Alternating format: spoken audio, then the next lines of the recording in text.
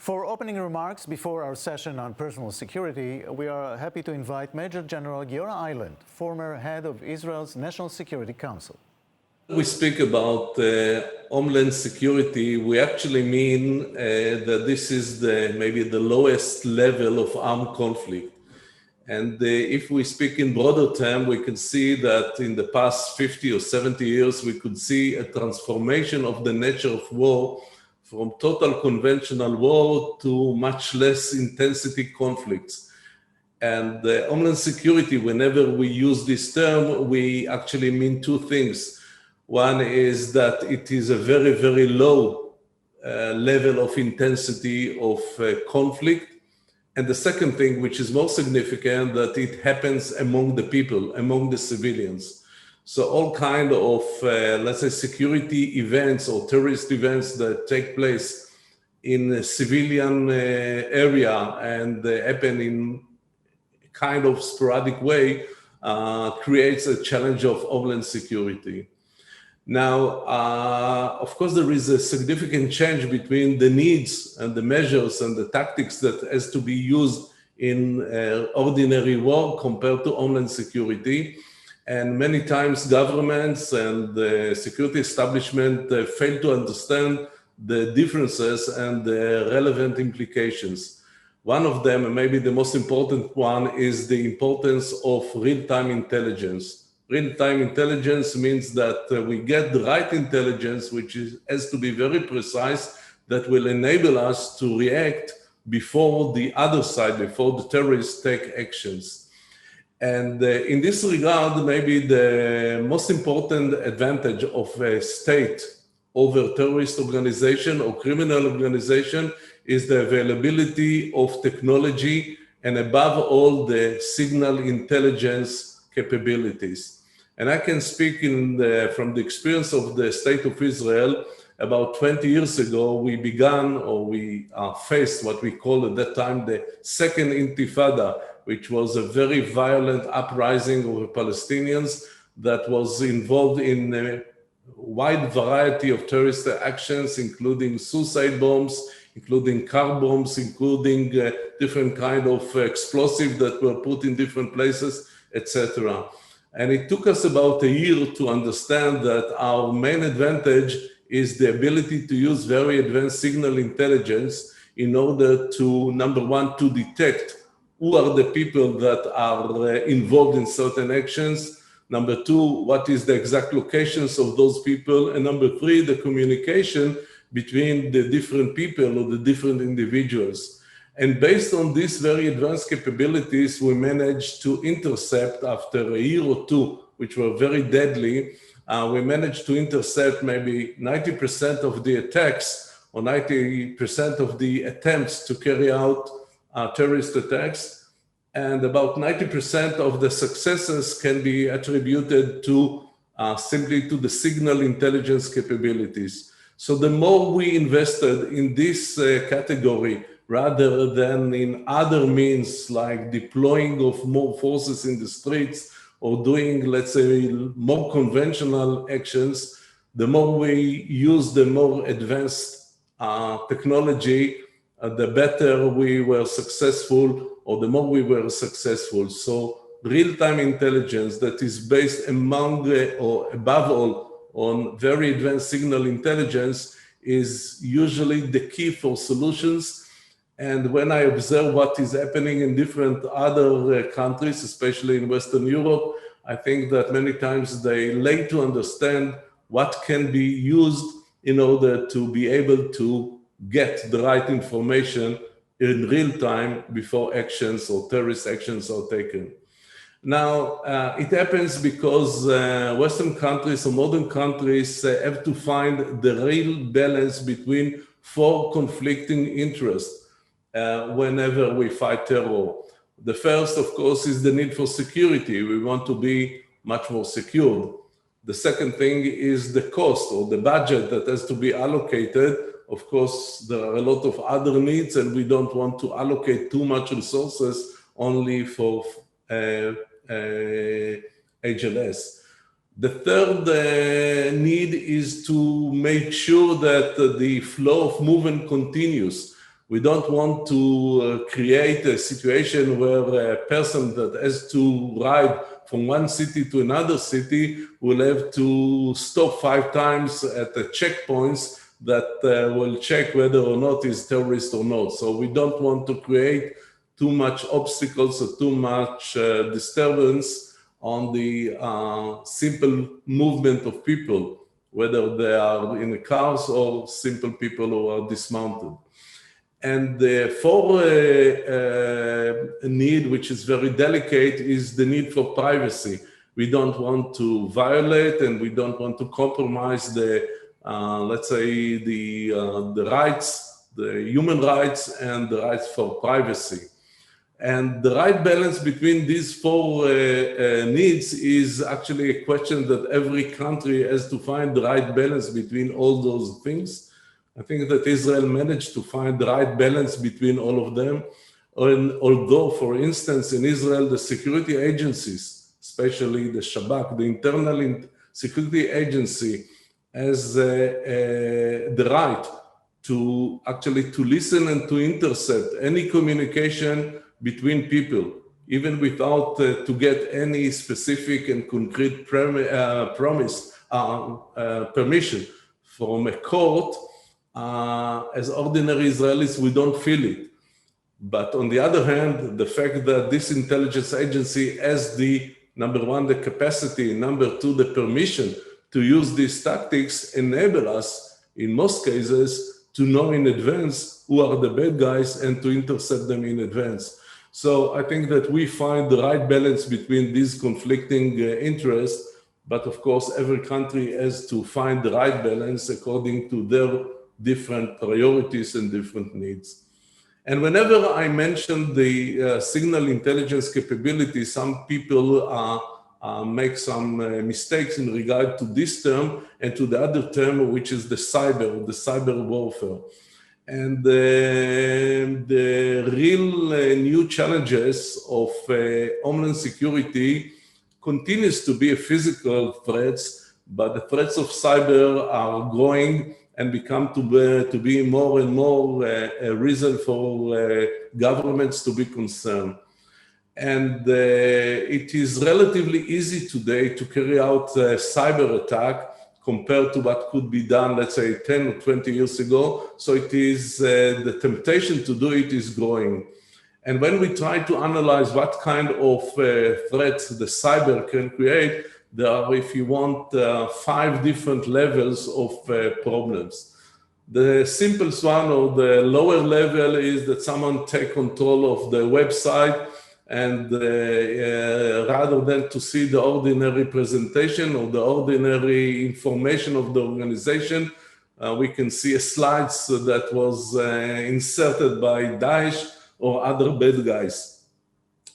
It sometimes causes an embarrassment, but usually the damage is very limited. The second problem, or the second threat, is that someone will steal secrets. Of course, if it is an intelligence organization, it becomes to be very delicate matter. You don't want the enemy will steal secrets from your computers. But of course, it is relevant also to the business sector, because you might have some formulas that your engineers worked for years in order to develop, and if someone managed to penetrate to the computer systems and steal this IP, of course, it can create a lot of damages. The third kind of problem is if someone managed not only to penetrate and steal the secrets, but also to steal money. And it happens, and it can be done quite easily. And of course, this is the main concerns of banks and other financial institutions. The fourth level of threat is if someone managed to penetrate a system and to bring to the collapse of the system. A collapse of the engineering system, a collapse of the electricity system, a collapse of the communication systems, a collapse of the train system. All our lives are monitored by computers and communication, and if someone managed to bring to a collapse, and the repair might take a few hours or a few days, of course, it can cause a lot of economic damage, and it can, of course, can cause even fatalities and casualties out of accidents that might be done as a damage or as a collapse of any of these vital systems. But here we come to the most important one and the most concerning kind of threat, and this is if someone manages to penetrate your communication system and can begin to manipulate the results. And he does it very carefully and very slowly. So you are not aware of the growing damage. And when you understand the damage, sometimes it might be such a catastrophe that it will be almost impossible to repair. For instance, what happens if someone manages to penetrate the systems of the hospitals and begin to manipulate not only the very delicate medical systems that works there, but also to begin to create personal files of people. So if you are a patient there and you need to get certain treatment or certain drugs, then someone else will get it because someone managed to create such a, let's say, a damage to all this system. It can create terrible fatalities within hospitals, and until you understand what is happening, the damage will be irreversible. Something similar might happen if someone manages to penetrate the organization that runs the stock market. For instance, in Israel, it is run and managed by a private company. What happens if someone can penetrate the system, not in order to cause a collapse, but in order to begin to change the results? And the results are not going to reflect the real economic transaction, but to reflect the priorities of someone who is staying in some other place in the globe and can change the results. And what happened to that country when such a change has been revealed? What is going to happen to the economy of such a country when all the results of the stock market would be found to be actually fake results and not a real one? This kind of threats that can cause a slow and silent damage to the systems that we strongly believe in their credibility is the most important and most dangerous threat, and it can happen. And most countries, I believe, don't understand not only the threats, but how to cope with such threats. Because if you want to have a very effective system that can prevent such a threat, it is not enough to have a very strong and robust defensive systems that will secure your very important communication and computer systems. This is not enough. What we have in Israel is three capabilities that are strongly interacting together, and this is what it gets, I would say, what creates the right level of protection. One, of course, is a defensive system. But the second thing is the intelligence capabilities. And there is a special department in Israel that is dedicated only for one purpose. And this is to detect in real time and to analyze and to find who is doing what. Because if you don't know who is the enemy and you don't know who is doing what, it will be very hard to defend against it. And the third capability is an offensive capability. Offensive capability, even if not a strategic one, only a tactical one, to be able to attack back those who are attacking you. So if there is some bad guy or some bad organization in some country, and they use the servers in that country in order to attack some important countries in your country, but you can retaliate and you can send a very clear signal to that country or to that organization that I can cause a greater damage to you, then of course you would be much more careful and probably you will prefer to attack others. So from the national point of view, the ability to defend ourselves against cyber attacks is based on three capabilities. The first is very advanced system of defense. The second one is a very advanced intelligence system that will enable us to know in real time who is attacking us. And the third one is to attack back in order to retaliate and to deter. And it brings me to the last point of my presentation, and this is what can be done during the time of Corona in order to use some of these intelligence capabilities in order to fight the virus or the pandemic.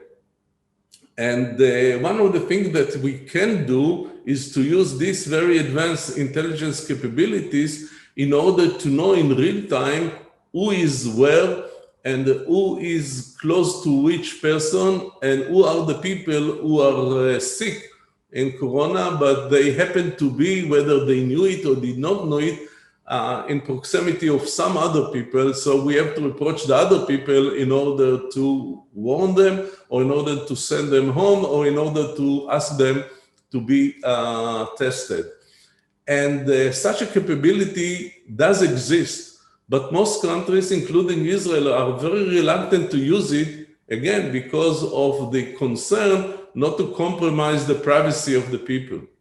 And for instance, in Israel, although the Internal Security Agency, the Shabak, is deployed in order to help the Ministry of Health to find those people, unfortunately, the Shabak is using, I believe, maybe 25% of its real capabilities, which is too bad. Now, the security agencies in general have at least 4 capabilities that can be helpful if you want to know who are the people that are happen to be in a place where the epidemic exists. The first one that usually is the one that is used is the connection between every mobile phone to a specific cellular post. Now, every mobile phone is connected at least to one cellular post every time. And of course, when we move from one place to another, then the connection is jumping to another cellular post. Now, the cellular operators, of course, can know, and they do know in real time, which telephone is connected to which post. And if such an information is given to the security agency, of course, they can know the location of this person. Unfortunately, the accuracy of such a technology is not very good. It is something like 200 meters or even more than that. And 200 meters in an urban area is not good enough in order to be able to say that this person is close to someone who is with a virus and the other is not. So we have the second one, and the second one is the GPS. The GPS, the accuracy is something like 10 meter or 15 meter.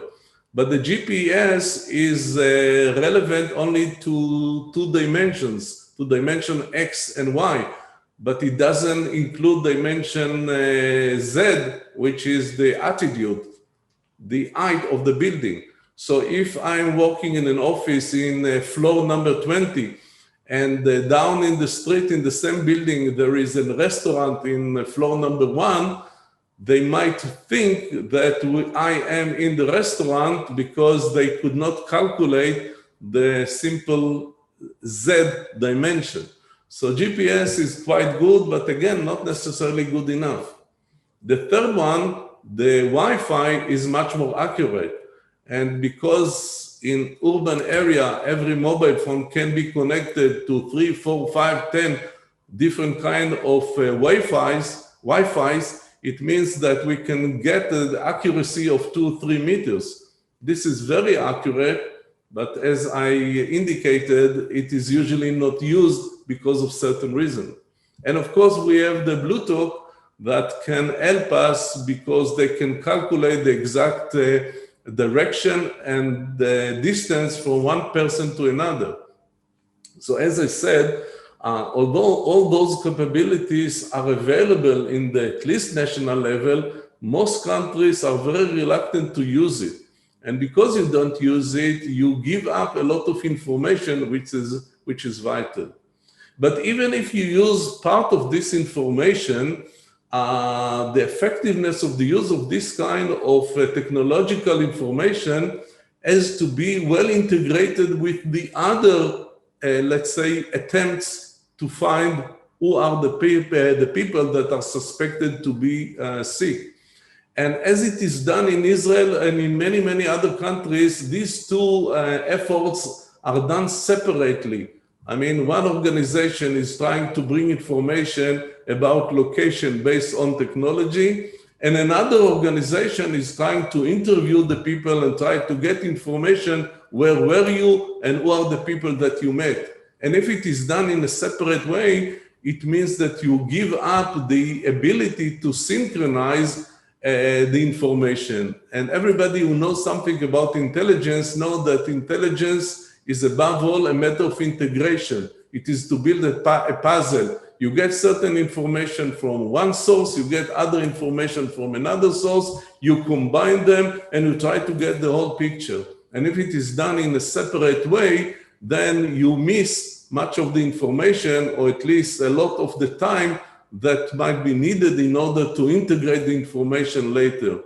So the bottom line is that although the intelligence capabilities that were built for Homeland Security or for security and defense reasons can be deployed very effectively when we try to fight the coronavirus, most countries, including Israel, fail to understand it and fail to use it because of justified reasons or not necessarily justified reasons. And I think that this is one of the things that can be highly improved.